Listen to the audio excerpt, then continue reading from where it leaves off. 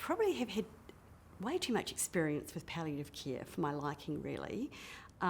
So first of all, it was with my mum, and I was quite young. Well, I was in my 20s. And then the following year with my dad. Not that long ago with my husband's sister, Deb. And then more recently with my husband, Greg. I met Greg when I was 25. So it was, a fair while ago. And he's big into his music. We were big music lovers, so we used to... And that plays a big part, actually, in this whole story too.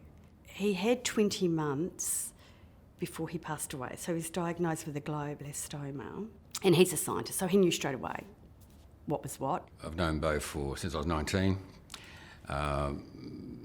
Very close. He became ill when we were living in the bush, just out of Mansfield several years ago, and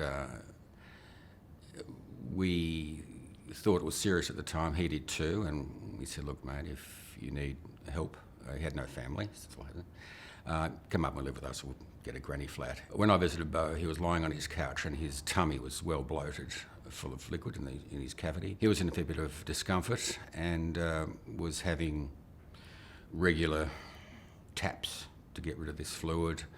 It looks pretty serious at the time, but you had a sort of handle on it. And I got the phone call from, I was in the car, and he said, Brian, I've got, doctor came in, he said, I've got an inoperable tumour, and they've given me 3 to 12.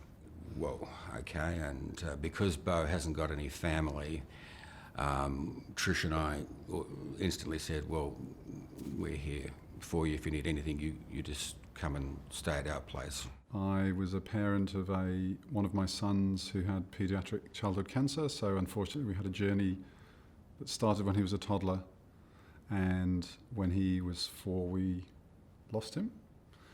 And so palliative care was quite an important component of that journey. I was also husband to a wife who also was on a similar cancer journey, and they were both at the same time, so they were dual cancer journeys, and they both became terminal at the same time, and we actually lost both my wife and my son within 5 weeks. So for the family, everyone involved, the end of life journey was a very intense one, and we had different qualities in both. When I was junior doctor, I thought, end of life care, palliative care is only last few weeks, few days, or few months before someone passing away, that the care we provide. But with time, and when I became a geriatric involved in the palliative care, I actually realized it's not only you giving only at the end of the life only, it is the symptom management, it is the psychological support, emotional support.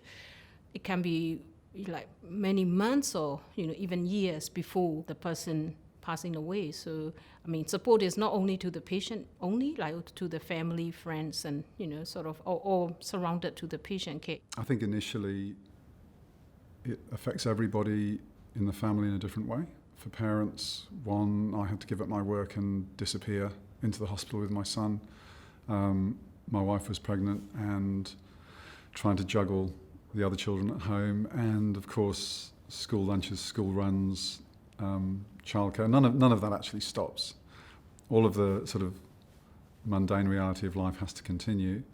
Income has to continue, but at the same time, your perspective has changed almost overnight. I think I often refer to it as it's almost like the twilight zone, where you're doing your best to absorb as much information as you can.